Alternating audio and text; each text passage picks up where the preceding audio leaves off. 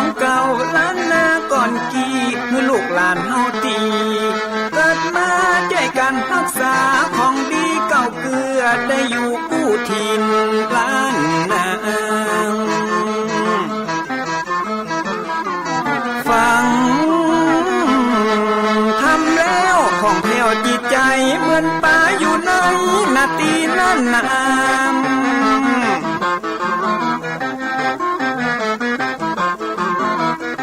มันไม่สลีอันมีไม่กำเหมือนเสืออยู่ธรรมดงดอยคุณเขาสุขของมนุษย์ยิ่งใจหมู่เฮาสุขที่ได้เอาธรรมะห่มตุม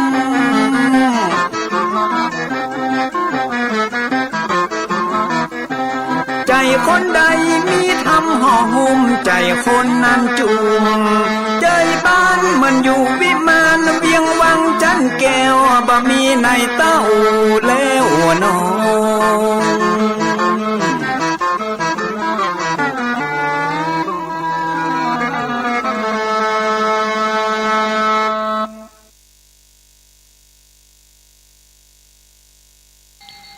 ขอยกมือ10 นิ้วกราบนอบน้อมอย่างพระติรัตนเกล้าเจ้าตั้ง3 ประการอันหมายมีพระพุทธพระธรรมพระสงฆ์อันเป็นสรณะตีเปิ่งตีเคารพนับถืออันสูงสุดในชีวิตกราบคารวะแห่งชาติและสังคมคลื่นเพื่อการศึกษาพระพุทธศาสนาและวัฒนธรรมตลอดจนวิทยุคลื่นสีขาวเพื่อเจ้าประชาส่งสัญญาณออกอากาศที่วัดฝ่ายหินตำบลสุเทพอำเภอเมืองจังหวัดเชียงใหม่สถานีวิทยุวัดหนองกายตำบลสันปะยางอำเภอแม่แตงจังหวัดเชียงใหม่สถานีวิทยุ CM77 วิทยุอินเทอร์เน็ตล้านนาสถานีวิทยุเวียงป่าเป้าเรดิโอ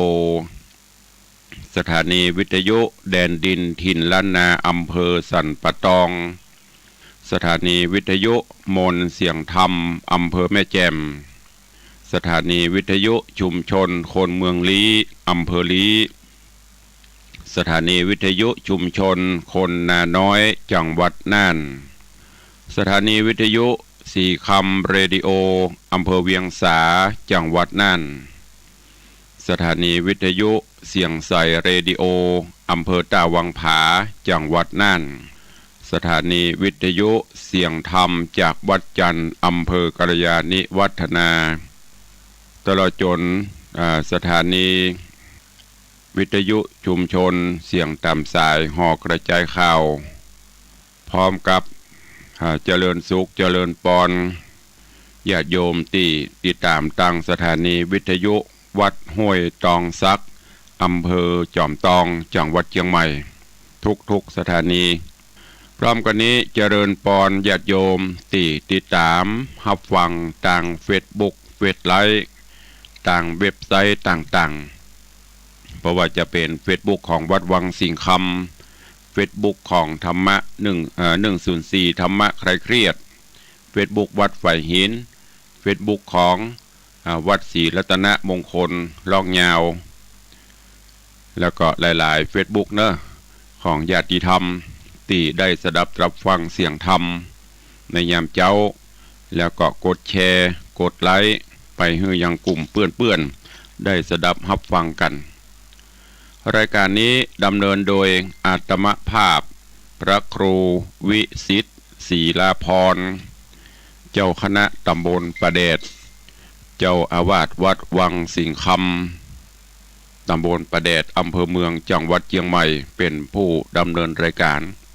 ผู้อำนวยการคลื่นสีขาวแจ้งว่าตอนนี้ก็ได้ลิงสัญญาณ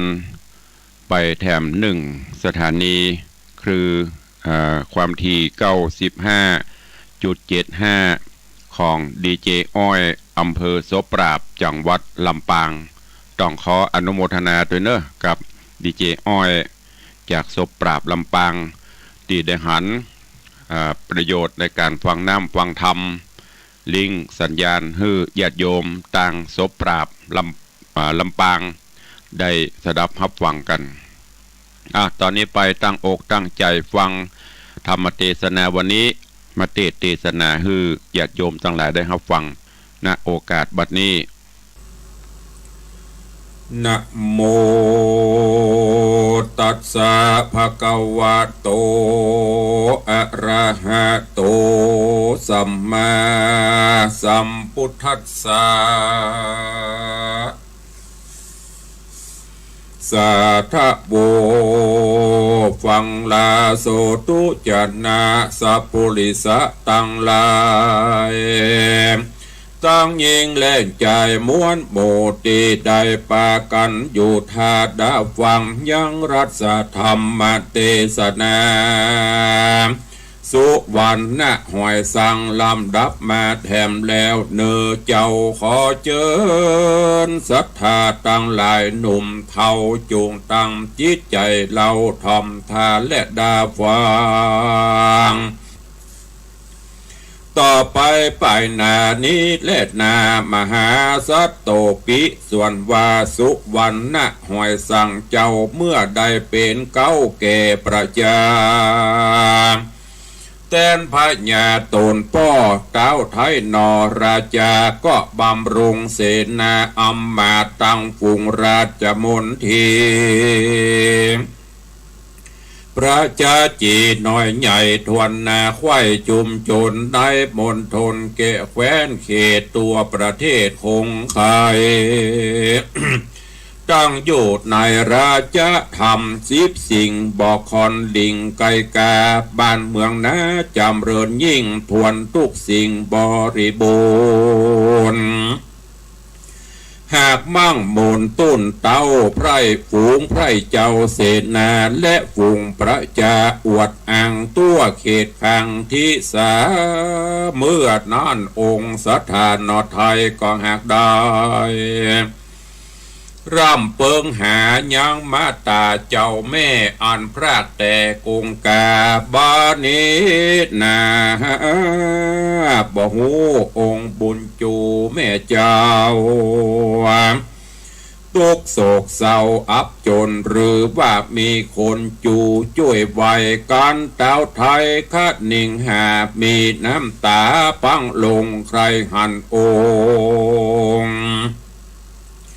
เจ้าแม่ตัวเฮาแต่เป็นสุขละแม่ตุกโศกไม่หาต้านหักใดเลี้ยงเฮาตั้งแต่เอากำเนิดมาบังเกิดในคานเมื่อจอมขวนแม่เจ้าหูว่าลูกเต่ามีมาเปลี่ยนหักษาลูกน้อยใจไฟหอยปกงามโอ้ยหนอองค์คำแม่เจ้าฮักลูกเต่านักหนาตัวเฮาลาสะบวยราดกันว่าขาดมาตาก็จักหาสุขบดได้เตียงโศกไม่ตายไปเฮาจะไปเสาะหายังมาตาแม่ไทยกันนอไทยสุวรรณได้ขะนิ่งหันสันนันจริงบอกน้องจันเมียแปงแล้วบอกแจงแต่เก้าว่าจักต้องเต้าเสาะหาบอกราชาพ่อแม่บอกฮื้อแก่เสนาแล้วก็อามลาต้องเต่าเดินเข้าสู่ป่าไม้ลุฮอดได้เถิงเติงยังแดนเมืองมัตตราชเก่าไปในกาดขายของตามเฮือนจองหมู่บ้านตัวตุกทานบ่ปะไขว่าถ้าทำพอบ่มีภัยงู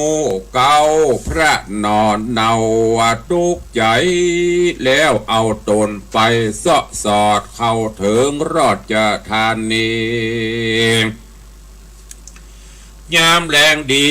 ไก่คำตาวันต่ำลับดอยจริงเข้าไปพักยั้งเหือนทะนันใจเสียทีแล้วแป่งใจดีไฟ แก่นอเจือโปธิสัตว์เจ้าแล้วเจิญนอดเนาสะบวยคาบเขาอาหารกันกุมารอิ่มแล้วพระนอแก้วน้อมไว้สามกับมหาเศรษฐีไขวัติธรรมต่อว่าท่านเจ้าปอเศรษฐีมีใจดีบอกกล่าวหูข่าวกำดีว่าลูกหัวปีคนเก้าเป็นลูกเต่าแห่งเฮาแต่ว่าเจ้าจากห้องประเทศต้องไปนานมาปับปานเมื่อซอยกันหลานน้อยใครหูจุงอยู่นิสกรรมแล้วเศรษฐีจำคนใจหือไปบอกนางมาตีนานพระนอดนาเอาสุวรรณถามจอมขวัญนางไทยนางจริงได้เล่าเก่าจากบ้านเก่าเมืองมากะว่าได้กาพรากลูกเต่าตลาบเขามาเถิงมาฮอดเติงเถิงเมืองบัตรราชได้อยู่คาวาดเศรษฐีนอมนุนีฟังกำใจห้อนเผาหนอมุนีฟังกำกล่าวใจห้อนเผาไฟโลโหนหูว่าตนจริงหูว่าตนเป็นตนว่าเป็นแม่ปัดพรากแต่กงกา เวทนาละให้ย่อมือไว้มาตาแล้วใครจะกล่าวว่าข้าแต่มาตาแม่เจ้าข้านี้เล่าเกิดสุวรรณะหวยสังเกิดจากยังต้องแม่บัดนี้แลนั่งอยู่สองแน่ผู้มาตามนี่แหละนาเมื่อนอนนางจันตาเตวีปีติมีเต็มตนโสกาบนถูกต้องให้ล่ำร้องเวทนาหอบปูตานอดเนาแล้วแม่เจ้าก็มาใครจะหาว่าโอ้ยลูกหลานเจ้าแม่วิบากแต่ได้จากเมื่อนั้นนะสุวรรณาก็มาสวมกอดองค์ยอดซอยมาตามีน้ำตาหยวาไหล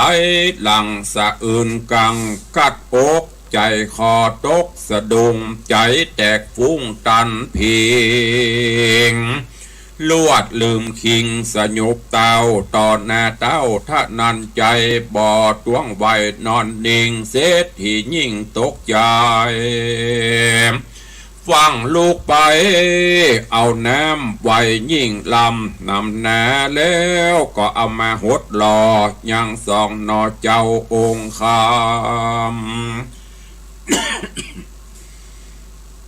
เมื่อนานนาเต้าไทยก็ลวดได้สติหูดำริใจจื่นสะดุ้งตื่นขึ้นมาและนาเมื่อส่องเจ้าฟื้นขึ้นมาแล้วพระนอแก้วองค์คำไว้จอมธรรมแม่เจ้าเล่าเรื่องเก่าเป็นมาว่าขอมารดาเจ้าแม่สุขเที่ยงแต่ยืนยาวร้อยสาวขวบเขาแล้วไม่นาเขาหาเศรษฐีจะกำดีชื่นจอยว่าข้าน้อยไว้สาขอมาตากับป้อไทยเอาเมื่อไว้ปูจา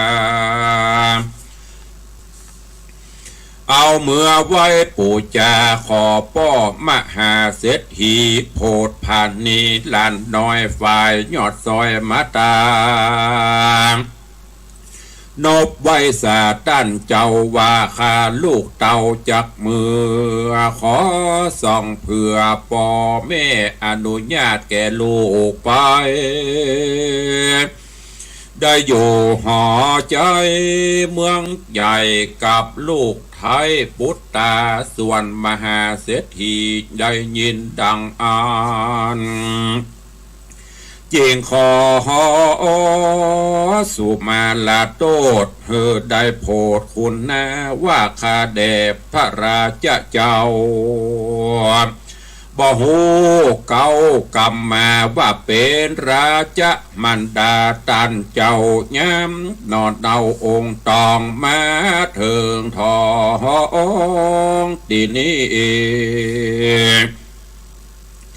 ผู้ข้านี้ก็ยกยอตั้งไว้นอเป็นลูกหวังจักผูกแตนเหือนฮักษะเหมือนดวงตาเมื่อมหาสัตว์เจ้าเสด็จเข้าเกหาก็เหมือนนัตตาลานขิ้นนั่นแหละเมื่อนั้นเจ้าสุวรรณะหอยสั่งจริงน้อมเกล่าววันตาว่าไอ้ยะกาปูเท่าอันตัวข้าบ่ถือเป็นดังเรือปอและแม่ข้าน้อยนอและมาตาขออำลาป้อแล้วปานนอแก้วมาตาเสด็จไก่กาจากธานีเข้าสู่ปุรีเมืองใหญ่วันนั้นแดดนาในกาละยามนั้นพญาปาลานาเส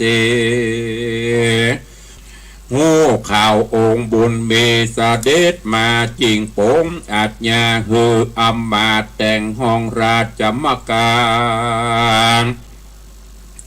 ประดับประดาเรื่องหลอดแล้วโดยดวงแก้วหยดยองตามแบบห้องโบราณแต่งสารสโน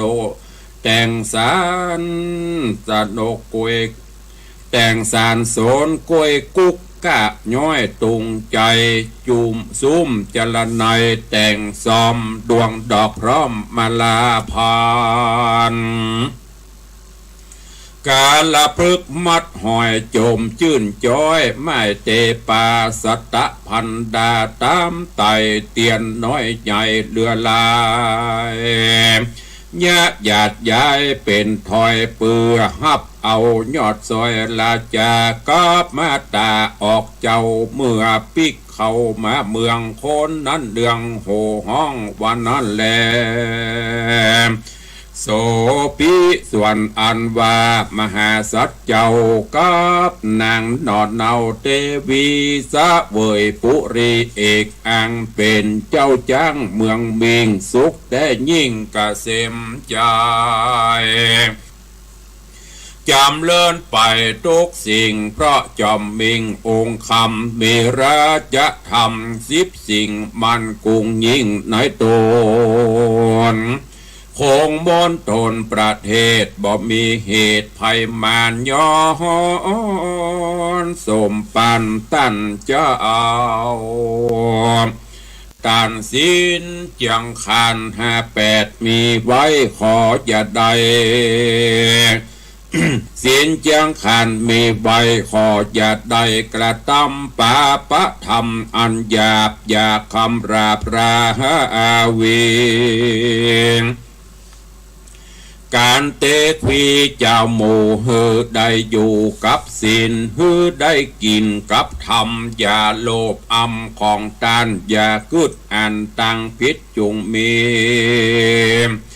จิตใจซื่อจุงอดก้อยกะตำยังบุญญกรรมอย่าขาดอย่าประมาทกรรมสอนแห่งปวรเต้าโอไทยตนต้านไทยสังกะหะฝูงราชเสนากับตังอำบาตปัจจานาราชตังมวลตามสมควรแก่เหตุทะลงเกียรติลือไปตัวคงในเขตห้องประเทศตองอาณา เป็นที่ปิญาไฟห้อย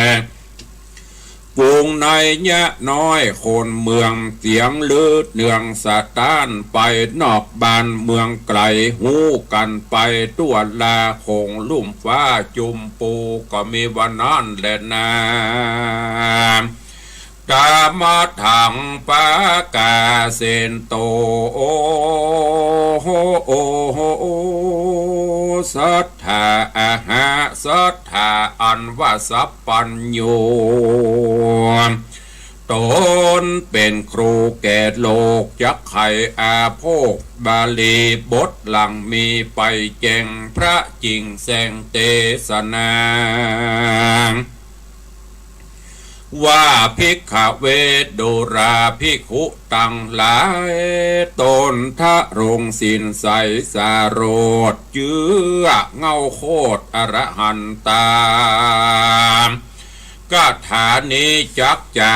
กล่าวประวัติกล่าวไปหลังเถิงยังเมืองพรหมตัตตนครแต่ก่อนนั้นอันเกยประวรยิงโยดบัดนี้โสดมองขีจริงได้มีอำมาตย์โพชลาทัทองหูยังกองเมืองบานตัวตุกทานตั้งมวลมาคานิ่งหวนคืนหลังว่าเฮานี้เมื่อก่อนกี่เดิมมามีโสภาผ่องแผ่วใสดังแก้วมณีบัดนี้มีอาเปตฮ้อนหายเหตุหลายอ่านบ้านเมืองปิ้นแผกตั้งแต่แรกองค์คำได้เชื่อยังกำสอเมียน้อยนอเสนาไปไว้สาสนสอบว่าเจ้าน้อยนอสอาน้อยนอหอยสั่งกูมันเป็นสัตว์การเลยออกมาจากขอกขับพาสัตตาริชานาเจือจาดกวนคาขาดจีวังเขามัดขังผูกไว้กับเปใส่ปล่อยเสียกงกาเตน้ำใหญ่เพื่อเฮือได้บำไว้กำโดดหมายแต่นั้นมานักราจริงหิวหอดตุกธมอดเข็นใจการอ้ำมาดกากึดใดดังอันจริงสอดดันไปในว่าจักเป็นฟ้ามัวดำจักวายวำวอดเสียงดังขี้เมียงเกิดกับเล็กก็จะกัดเล็กหือหินปุดขาดหินเสียไปโอปะมามีสันใดอุปะไม่ดังเมืองแห่งบุญเรืองเป็นเจ้าควรเฮาบอกเก้างูนเตี้ยงเต่าจักแก้ไขตานบ่เฮมันจะจวดจริงได้ลวดไปไว้จอมทันจุประการว่าปุตตาและแม่บ่เถิงแก่ความตายบัดนี้นายเมืองใหญ่คงเขตไตปาราณสีเฮากวนดีเจิญมายังปุตตาลูกเต่ากับแม่เจ้ามาเมืองเหตุบุญเรื่องเจ้าป้อ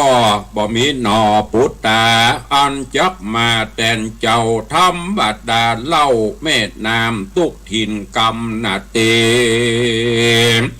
การบอกมีน้ำเล่าก็หักเป่าดอมได้จ้างไปสานตัวประเสริฐเป็นจ้างเลิศหัตถีตัวดำดีปลอดล้วนลักษณะทวนจุประการเป็นจ้างสานตัวใหญ่ปอยว่าไปบ่มีอีงามจ้างนอนนะบ่อาจจักความขาดค่าเซึกข้ามน้ำเลิกบ่มีดังเหือยังเหือดีขัวกายจักข้ามไว้ยากนักนาเป็นดังพระราชาจะเจ้าบ่มีลูกเต่าแตนเมือง ว่าการบุญเรื่องเจ้าป้อเสียงบุญตอดลาไปจักบ่มีภัยแต่แอนโองคนต่างปวงคงบานจักป้ายการสัตถูฝูงหมู่ตูไพรราชจักวินาศจิบหายกวนบุญภายป้อเจ้าไปเจิญลูกเต่ามาเมืองแตนบุญเรื่องตนป้อสะเวยสืบต่อปุรีก็จักสมฤทธีไฟอังบ่ยาจะเล่นนาเนติตาขีญาสังวันนาวิเศษจาห้องเหตุสุวรรณะหวยสังนิตานะยังไปแจงใครหูผ่องแผ่วหมดสายอย่าไล่อำตัวสักอย่าประมาทแก้วสามประการจูงแปลงใจบานตุใจวานตุกเมื่อเอาใจเจือจุวันยามแก้วดวงงามตั้งสามยิงใจรามแถวเท่าอันใดเข้ามาสู่หูในที่อยู่ฟังธรร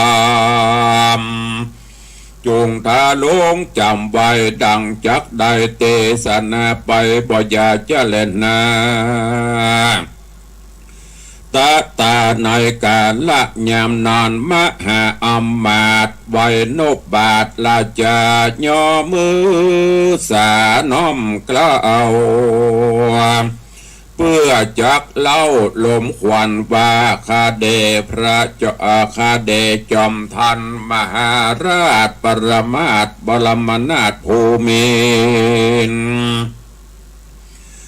องค์ผู้มีเจียงเจ้าจงกึดแต่เก้าเดิมมาปางเมื่อจันตาเตวีย่ออัญจุลีน้อมไว้ฟุงเตปะไทยเตวา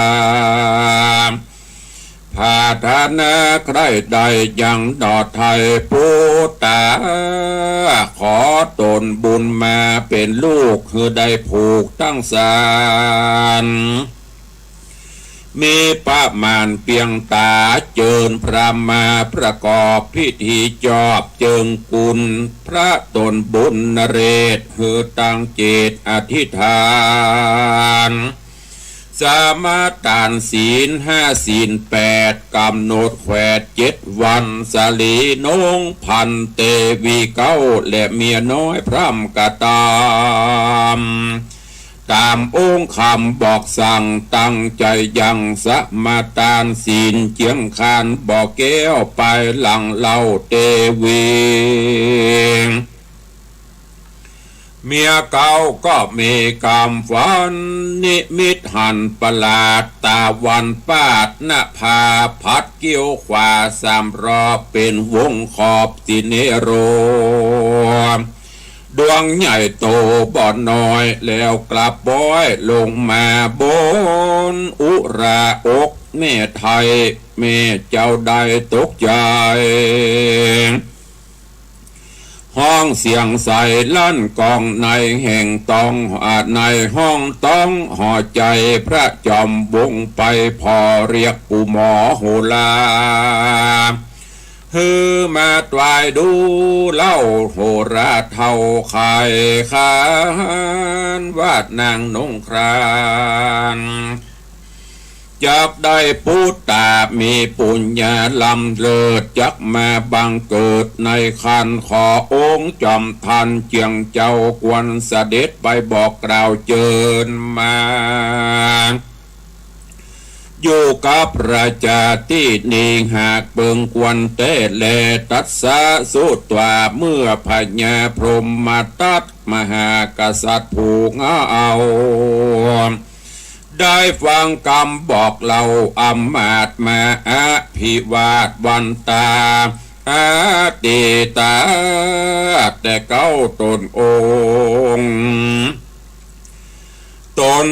เจ้าเกิดทองเถิงยังก่อนเก่าจริงบังเกิดเราสิเนหาฮักพุทธาลูกเต่ากับเตวีเจ้านับนาบ่อาจสมทา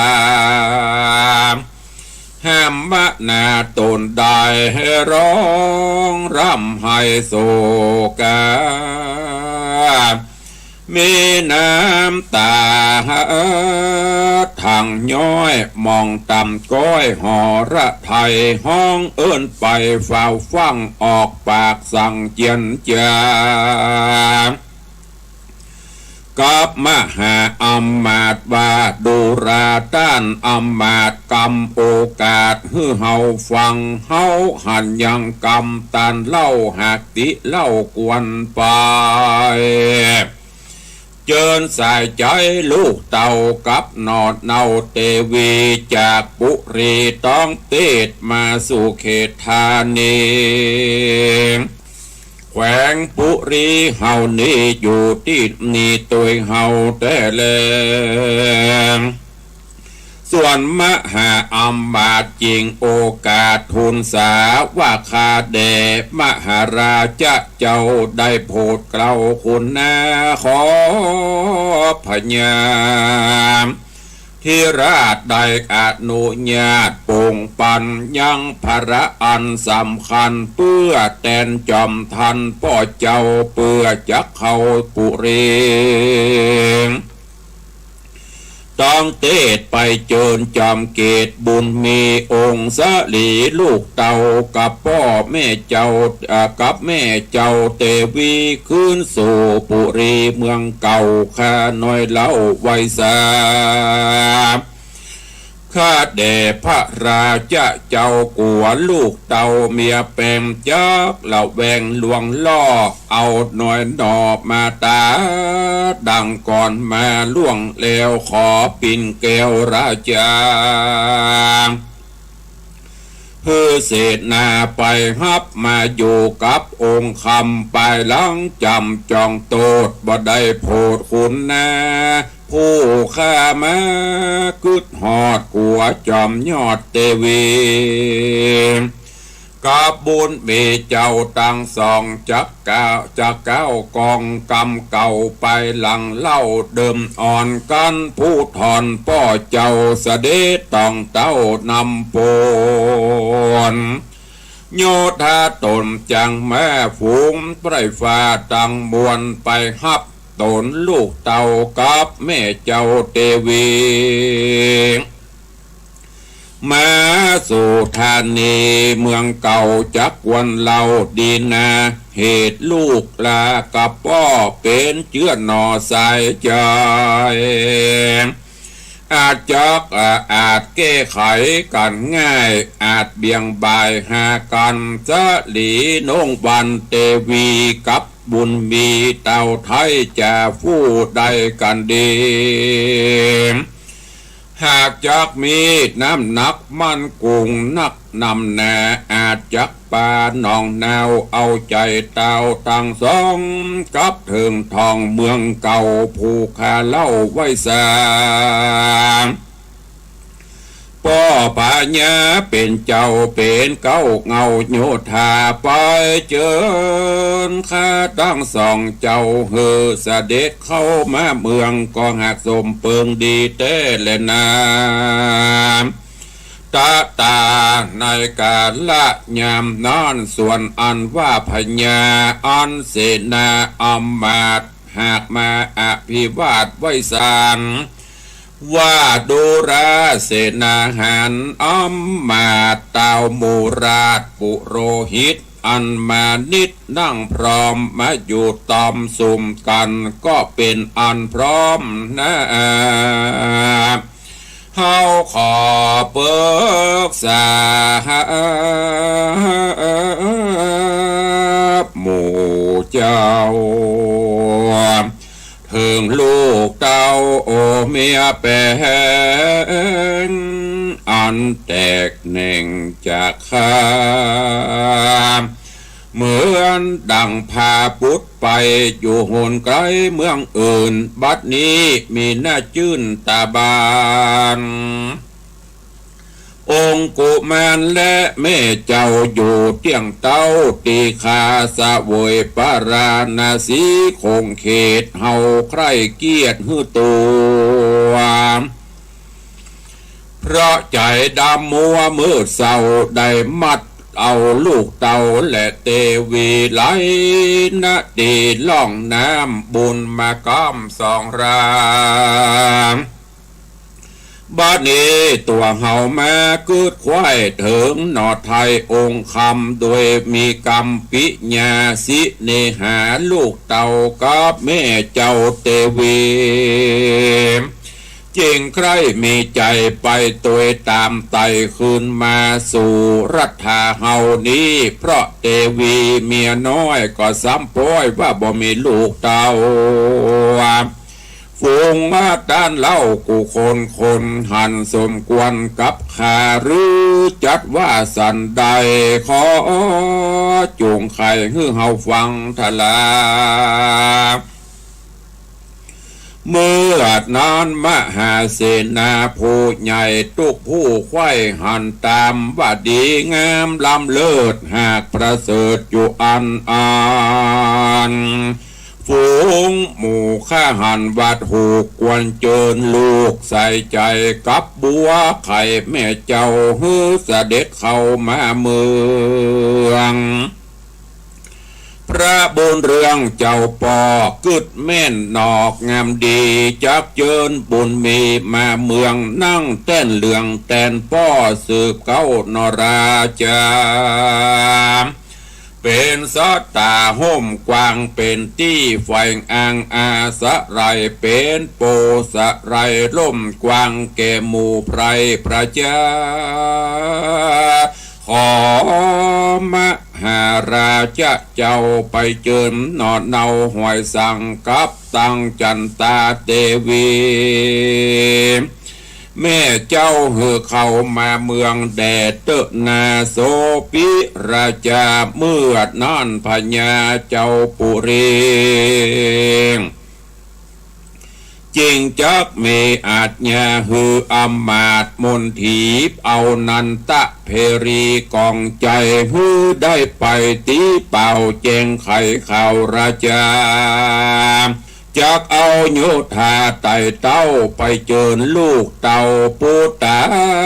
กับจะญาเมียเก้ากับสู่เข้ามาเมืองแล้วพระบุญเรืองเพื่อแต่งหางหมู่พวกจ้างทะนูศีลโยธาเตียวตินรถราชมาเกี่ยวอาจอาชาฝูงพระจาแห่งห้องโค้งเขตต้องปันนาฮือเข้ามาจุดาวไปเจิญจับไปเจิญเต้านางงานเมืองแม่จากดาวแต่ปาราณสีจุงดาดีแต่งไว้ตั้งดอกไม้เงินคำผ้าต่อตำหมูกมาดอันเป็นราชปัณณการจักถวายเจียงคานปอเจ้ากับหมู่ลูกเต่าและเตวีเมืองปาลานะสีเตตองแล้วฮือแต่งยองหมู่จ้างเตื่อมตามคางตามสาย16,000ปันลายมีมากจังเกี่ยวหากตัวดีประมาณมีได้มอกทาน6 ศอกเมืองบนจ้างมงคลข้าวเจื้อข้าวดาว10ข้ากุลมีเก้างุนกำเนิดหากได้เกิดมีมากาลวกาหัตถีตัวมีสีดีมาอาจจะพาภัยรีตังไขยะหัตถีตัวอ้วนปีสีน้ำเป็นจ้างกำเมืองเฮาบ่ฮืบมองเงามนเศร้าปันทลาเผาหัตถีเป็นจ้างสีขาวไปดังดาวข้างฟ้าดำพระหัตถีตัวกระสีดำแดงหาเข้มแข็งบอดยานเสือกป้ายการลานี้เปิงขละหัตถีปากันมีเข้าสู่เพื่อจักไปอันเจิญเจ้ามาสู่ดังบ้านเมืองก็มีหันเลนาเนติตังขีญาสังวันนาวิเศษจาห้องเหตุธรรมเทศนา สุวรรณหอยสังผูกทวนหกตอนตีหนึ่งก็บังโกมสมเร็จส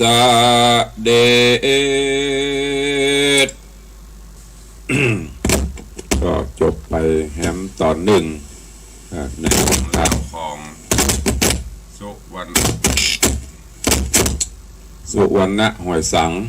ปริปุณนังไปในผูกทวนที่6ตอนที่1เรื่องราวในตอนนี้ก็จะเข้าสู่ภาวะปกตินั่นก็คือบ้านเมืองสงบสุขร่มเย็นมาปอดเต้าสามนก็ได้พบได้ปะกับลูกกับเต้าแต่ว่าลูกเต้าก็ได้พบได้ปะกับแม่แล้วใครหันแม่แล้วก็ได้สืบเสาะแสวงหาจนพบจนปะตอนนี้เมื่อทุกอย่างจะกลับเข้าสู่ภาวะปกติก็จะได้อัญเชิญภริญาหรือว่ามเหสีเข้าบ้านเข้าเมืองก็กำลังสั่งแต่งห้างดาตานฮือเสนาอำมาตย์ห้างจ้างห้างม้าเพื่อที่จะเตรียมการไปกราบเชิญเอามเหสีแม่มนทาเข้าบ้านเข้าเมืองเรื่องราวจะเป็นจะได้ก็ก่อยติดตามฟังกันในตอนต่อไปเนอะความฮักความฮักหรือว่าความหลงต่างๆเราเนี่ยบนเฮาว่าเป็นกิเลสอย่างหนึ่งอย่างเมื่อก่อนนั่นปอดเต้าสามนหลงกับลูกเขยลูกใจเพียดจังลูกเขยล่าหาต่างกันแกล้งต่างๆนานาสุดท้ายมาก็ได้เพิ่งปะอาศัยลูกเขยคนล่ามาตอนนี้ก็สถานการณ์บ้านเมืองเข้าสู่ภาวะปกติก็ความสุขก็จะหวนปีขึ้นมาดังนั้นก็ติดตามฟังกันไปแล้วก็เก็บเอาสิ่งที่ดีๆเอาไปประพฤติปฏิบัติเนอะการให้อภัยเป็นสิ่งที่ดีที่สุดหูหักหูอภัยซึ่งกันและกันบางเตื้อกันอยู่ในสังคมโลกมันก็มีอย่างที่ได้บอกไปอาจจะมีความบ่เข้าใจกันพ้องเป็นเตื้อเป็นโหนเป็นแห่งเมื่อเฮาเกิดได้หรือว่าเรียบเรียงดีมันอาจจะผิดพลาดไปจะได้ก็แก้ไขเหียอย่างตอนเนี้ยเพิ่นจะนำปลาลูกเมียปิกเข้ามาสู่ในภาษาราชวังความสุขก็จะปิกขึ้นมาแต่คราใดที่บ่ฮู้จักฮืออภัยกันโกรธแค้นกันตลอดผูกอาฆาตพยาบาทกันเป็นไฟที่ฝังอยู่ในจิตในใจความสุขก็บ่เกิดขึ้นคิดถึงเรื่องราวที่ผ่านมาก็เศร้าซ้อยเหงาหงอยเศร้าหมองถ้าเราบ่รู้จักคืออภัยกันดังนั้นอภัยทานการให้อภัยทานเนี่ยเป็นธรรมะอันดียิ่งก็ฝากไว้กับทุกท่านเนอะขอความสุขสวัสดีจงบังเกิดมีกับครูบาอาจารย์ท่านเจ้าพอออกไม่ออกศรัทธานาบุญผู้โผเนอวันนี้เดินทางไปแห่งโหนตะบนใดก็ขอให้แคล้วคลาดปลอดภัยแม่นจากที่ปันมาแม่นจากหาปันได้เงินทองของใจไหลมาเทมาอยู่ดีมีสุขเจริญไปด้วยอายุวันนะสุขะภระเหมือนกันจุตนจุองค์จุผู้จุโผเนอจตารโรธรรมาวัฏันติอายุวัน